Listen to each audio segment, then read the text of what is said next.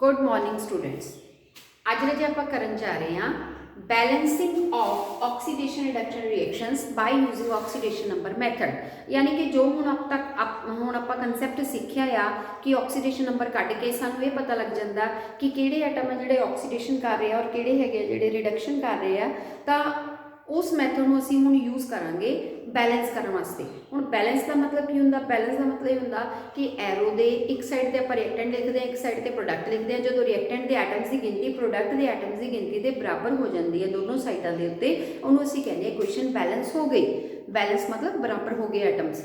लेकिन बैलेंसिंग असीं सीधी भी कर सकते हैं जे सिंपल होवे, पर जे पेपर दे विच आपां नूं इस मैथड राही आंदी है तो एक मैथड लगा के भी आपां इहनूं सॉल्व कर सकते हैं। वैसे दो मैथड है बैलेंसिंग के, एक आयन एक्सचेंज मैथड भी हैगा, पर वो नहीं असीं करना। असीं उही कंसैप्ट करांगे जो असीं सिੱਖਿਆ है, that is oxidation number method की हैल्प दे नाल किद्दां बैलेंस किया जाएगा।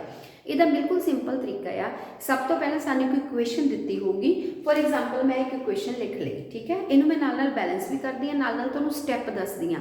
पहले आपां स्टैप नोट करने पैणगे कि असीं किद्दां इनू बैलेंस करना। पहला असीं इक्वेशन नूं की कर लेना, लिख लेना आ। दोनों साइडां लिख लैणियां, रिएक्टेंट भी ते प्रोडक्ट भी। फिर असीं उस तो अगले स्टैप दे विच सारे एटम्स ऑक्सीडेशन नंबर कढ के उपर लिख लेना जिद्दां असीं अगे लिखदे हां।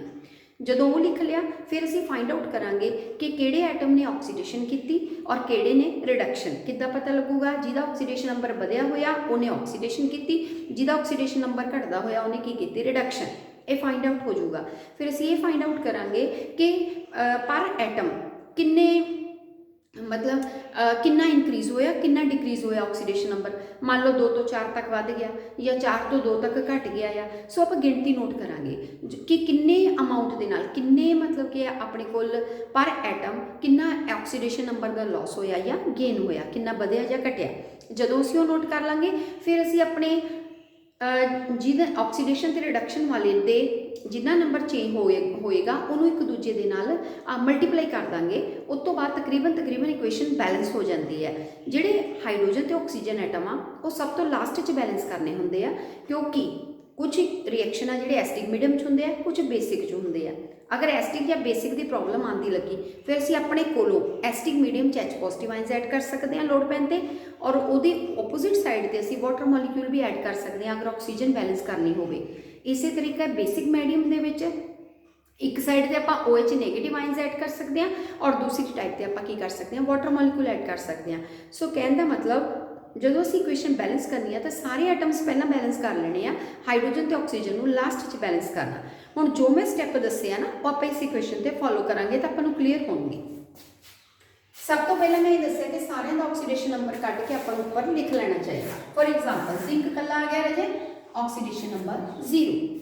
HCl दे विच H का कितना हुंदा है? +1।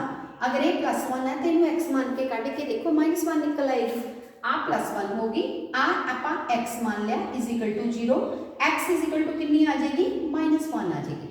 सो नाल दी नाल आपां कढदे जावांगे, जिहदा आपां नूं नहीं पता आपां X मान के उहदा कैलकुलेट कर सकते हैं। नैक्सट आ गया अपने को ZnCl2। हुण इहदे विचों Cl दा आपां नूं पता ही है हमेशा -1 हुंदी हैलोजन। इत्थों आपां जिंक दा कट सकते हैं। इनू असीं की मान लांगे X प्लस क्लोरीन किन्ने अपने कोल 2 नूं किन्ने नाल गुणा करांगे? -1 बराबर 0।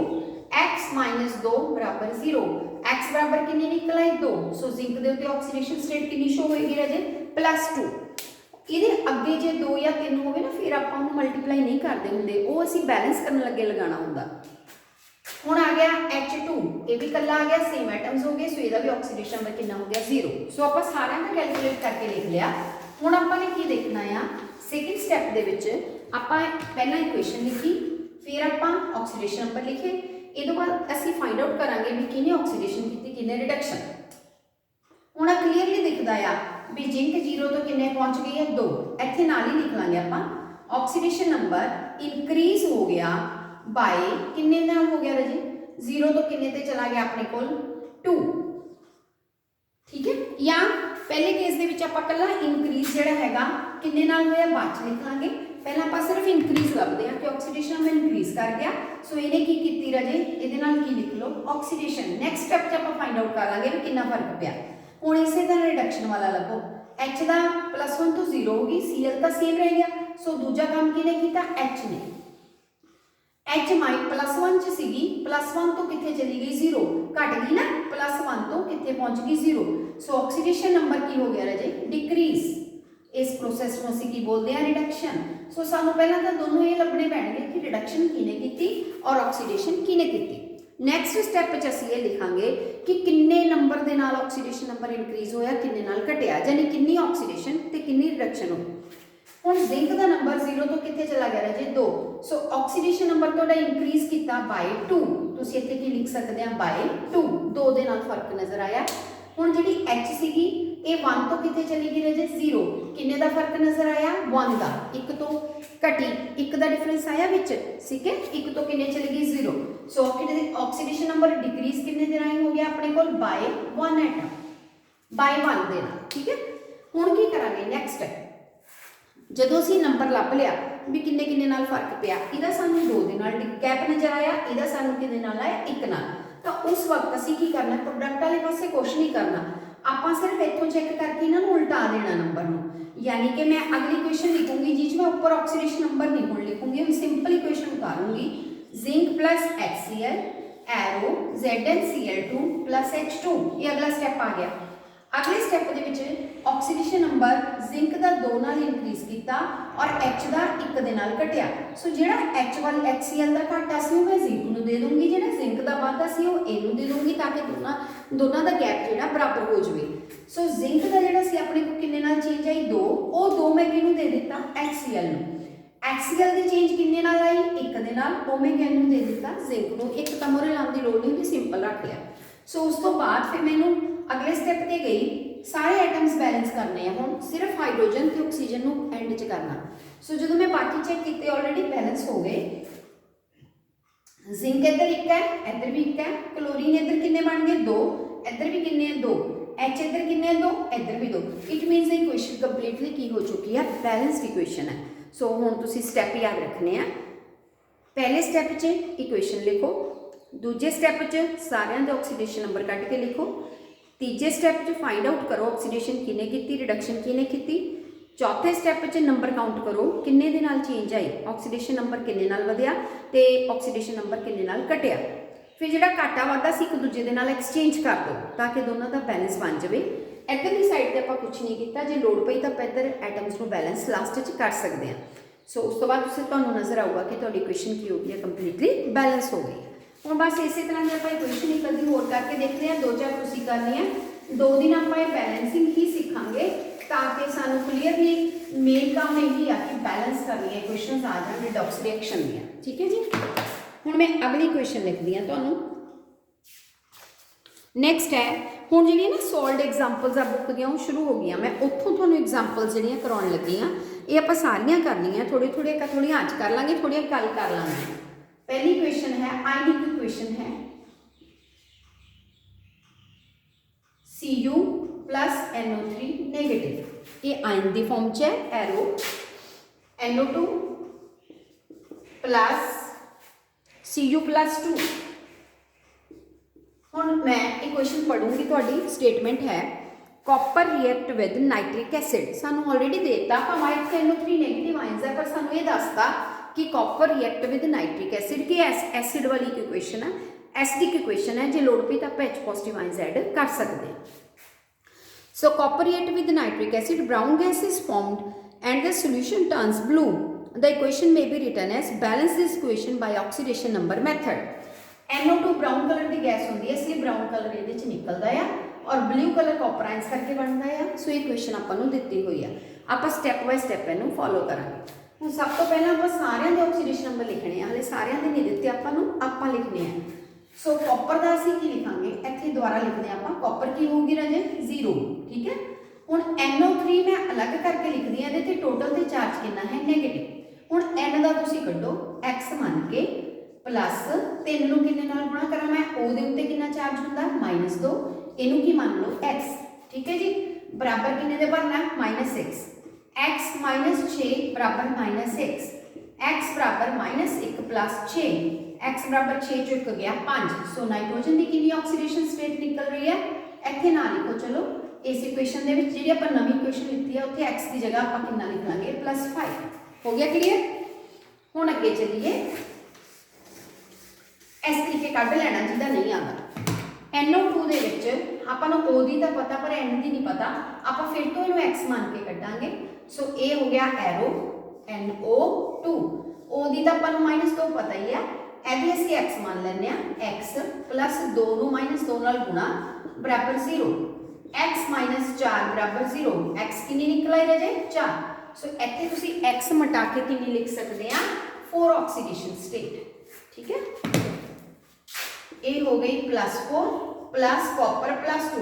लो जी बाकी अपन ਨੂੰ ਦਿੱਤੀ ਹੋਈ ਆ, ਇਹਨੂੰ ਹੁਣ ਆਪਾਂ ਰੱਬ ਕਰ ਸਕਦੇ ਆ, ਨਿਕਲ ਗਈ ਆਪਣੀ। ਹੁਣ ਇਸ ਤੋਂ ਬਾਅਦ ਅਗਲਾ ਸਟੈਪ, पहला स्टैप हो गया आ सी, दूजे च सारे ऑक्सीडेशन नंबर लिख ले। तीजे स्टैप च असीं लभना आ भी किने ऑक्सीडेशन कीती किने रिडक्शन। पहला सानू कॉपर ही नजर आ रहा है, कॉपर 0 तो कितना बन गया कॉपर +2। सो ऑक्सीडेशन नंबर की हो गया राजे इंक्रीज हो गया, बढ़ गया। किन्ने नाल वधिया बाय, इत्थे आपां लिख भी लैंदे आ कितना वधिया। सो पहला ऑक्सीडेशन नंबर इंक्रीज हो गया, इनू असीं बोलांगे ऑक्सीडेशन। हुण किन्ने नाल इंक्रीज होया इस स्टैप च देख लैंदे आ बाय 2 पर एटम, एक एटम क्योंकि इतने कॉपर कितना है 1 बाय 2 पर एटम। बाय चांस इतने 1 की जगह 2 होंदे फिर आपां नूं 2 नाल गुणा करनी पैनी सीगी क्योंकि 2 एटम का लेना पैना सीगा। हुण अपने कोल इक्को ही एटम है तो उहदे विच आपां नूं 2 दा चेंज आ गया। हुण दूजा चेंज किने कीता, O ने तां कीता नहीं, हुण नाइट्रोजन ने कीता। नाइट्रोजन घट के ऑक्सीडेशन नंबर डिक्रीज कर गया, किन्ने नाल इहनूं की कहंदे आ रिडक्शन। किन्ने नाल डिक्रीज किया बाय 5 सी 4 1, ये भी एक एटम का ही है, N इको ही अपने को, सो एक एटम है। इधर एटम्स नहीं देखने आप इधरों देख लेने बाय 1। हुण की करना उस तो अगले स्टैप ते जाना, जब तुसीं उस तो अगले स्टैप ते जाना फिर आपां ने चार्ज वगैरह कुछ नहीं लिखना हैगा। एंड वाली इक्वेशन च आपां नूं ऑक्सीडेशन नंबर नहीं शो होने चाहिए। आपां हुण बिना ऑक्सीडेशन नंबर दी इक्वेशन बना लेनी है, कॉपर प्लस N जो सानूं ओरिजिनल दित्ती सी पहले नंबर ते NO3 negative plus NO2 plus copper +2, वही वाली वापस ले लेनी है। हुण की करना, हुण असीं नंबर नूं चेंज करना है, कॉपर वाले नूं इहनूं देवांगे, इहदा नंबर इहनूं दे दांगे। ठीक है, हुण कॉपर दा कितना चेंज होया राजे 2, तां NO3 दे मोरे कितना लगा दूँ मैं 2, लग गया। इस तरह NO3 दा चेंज कितना 1, कॉपर मोरे की लाउणा मैं 1। लो जी हुण आपां बैलेंसिंग देखनी है। हुण देखो इत्थे कॉपर 1 आ, इधर भी कॉपर 1 हो गया, इधर नाइट्रोजन किन्ने लागे बैलेंस करन तो बाद 2 हो गए ना, इत्थे 1 ही है, इहदे मूहरे किन्ना लगा लो 2।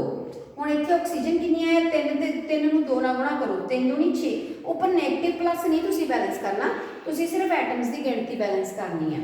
3 दूनी 6, इधर किन्नी है 2 दूनी 4। हुण इत्थे फर्क पै गया, हुण आपां अपने आप ऑक्सीजन ऐड नहीं कर सकते किसी भी जगह ते भी O घट है तो आपां पा दईए, ये नहीं पा सकते। इसदा मतलब हुण सानूं की करना पऊगा, सानूं ये क्लीयर हो गया कि साडा रिएक्शन एसिडिक मीडियम च है।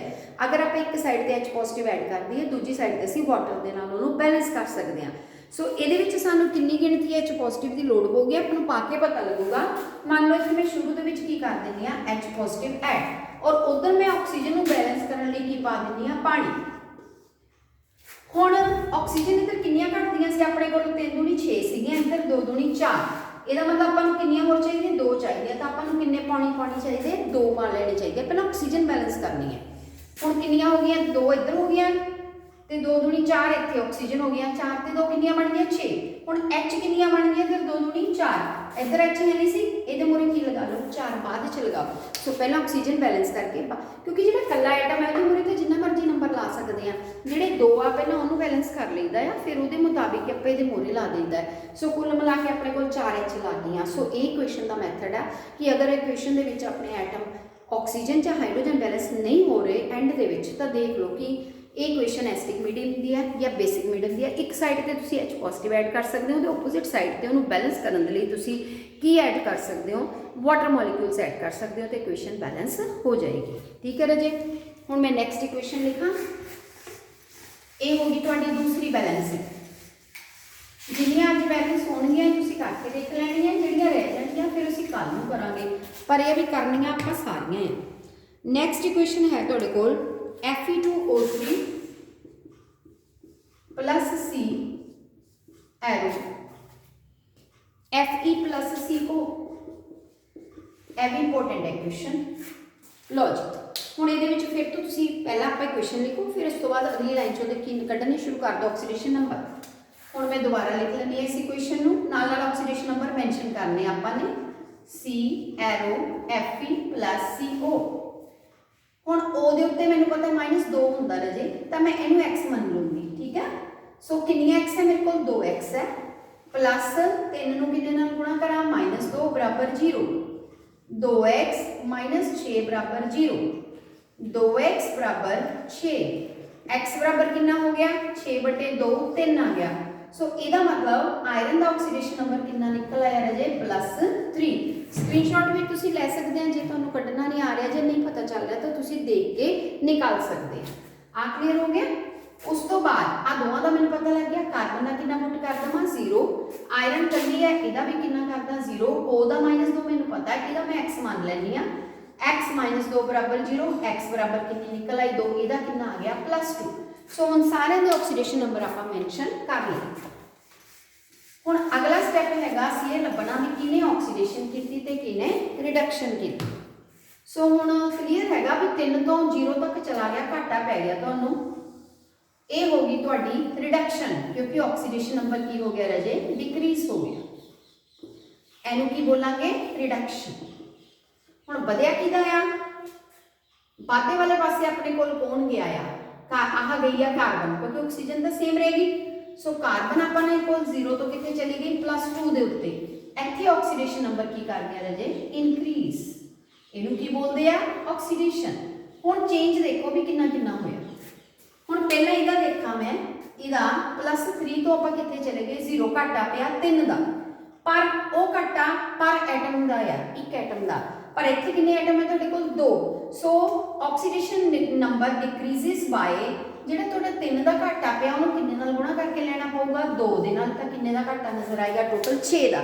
ਇਧਰੋਂ ਚੈੱਕ ਕਰ ਲਿਓ, ਅਗਰ ਤੇ ਇਧਰ ਸਿੰਗਲ ਐਟਮ ਆ ਤਾਂ ਘਾਟਾ ਉਨਾ ਹੀ ਲਿਖੋ ਜਾਣਾ, ਯਾਨੀ 3 ਲਿਖੋ ਜਾਣਾ ਸੀ, ਪਰ ਇੱਥੇ ਆਇਰਨ ਕਿੰਨੇ ਆ ਗਏ ਆ 2 ਆ ਗਏ ਆ, ਤਾਂ 2 ਦੇ ਨਾਲ ਗੁਣਾ ਕਰਕੇ ਲੈਣਾ ਤੁਸੀਂ। ਹੁਣ 2 ਐਟਮਸ ਦਾ ਲੈਣਾ ਪਏਗਾ ਤਾਂ 3 ਦੂਣੀ ਕਿੰਨਾ ਬਣ ਗਿਆ 6। ਹੁਣ ਕਾਰਬਨ ਇੱਕੋ ਹੀ ਆ, ਇਹਦਾ ਤੇ ਇੱਕ ਐਟਮ ਦਾ ਹੀ ਆ, ਇਹ ਕਿੰਨੇ ਨਾਲ ਵਾਧਾ ਹੋ ਗਿਆ 2। ਸੋ ਆਕਸੀਡੇਸ਼ਨ ਨੰਬਰ ਇਨਕਰੀਜ਼ਸ ਬਾय ਇਹ 2 ਦੇ ਨਾਲ ਹੋ ਗਿਆ, ਇਹਨੂੰ ਅਸੀਂ ਸਰਕਲ ਕਰ ਲਿਆ, ਇਹਨੂੰ ਅਸੀਂ ਸਰਕਲ ਕਰ ਲਿਆ। ਹੁਣ ਚਾਹੋ ਤਾਂ ਤੁਸੀਂ ਇੱਥੇ ਸਿੰਪਲ ਡਿਜਿਟ ਇੱਥੇ ਘਟਾ ਲਓ, ਆ 2 ਤੇ 6 ਕੱਟ ਸਕਦੇ ਆ, ਫਿਰ ਆਪਾਂ ਉਹੀ ਛੋਟੀ ਰਕਮ ਦੇ ਨਾਲ ਮਲਟੀਪਲਾਈ ਕਰਾਂਗੇ, ਕਿਉਂਕਿ ਬੈਲੈਂਸਿੰਗ ਦੇ ਵਿੱਚ ਆਪਾਂ ਸਮੋਲੈਸਟ ਨੰਬਰ ਯੂਜ਼ ਕਰਨਾ ਹੁੰਦਾ ਬੈਲੈਂਸ ਕਰਨ ਲਈ, ਛੋਟੀ ਤੋਂ ਛੋਟੀ ਰਕਮ ਦੇ ਨਾਲ ਬੈਲੈਂਸ ਕਰਨਾ, ਇਹ ਨਹੀਂ ਕਿ ਵੱਡੀਆਂ ਵੱਡੀਆਂ 6 6 12 12 ਨਾਲ ਗੁਣਾ ਨਹੀਂ ਕਰਨੀ, ਉਹਨੂੰ ਘਟਾ ਕੇ ਫਿਰ ਸਿੰਪਲ ਰੇਸ਼ੋ 'ਚ ਗੁਣਾ ਕਰਨੀ ਹੈ।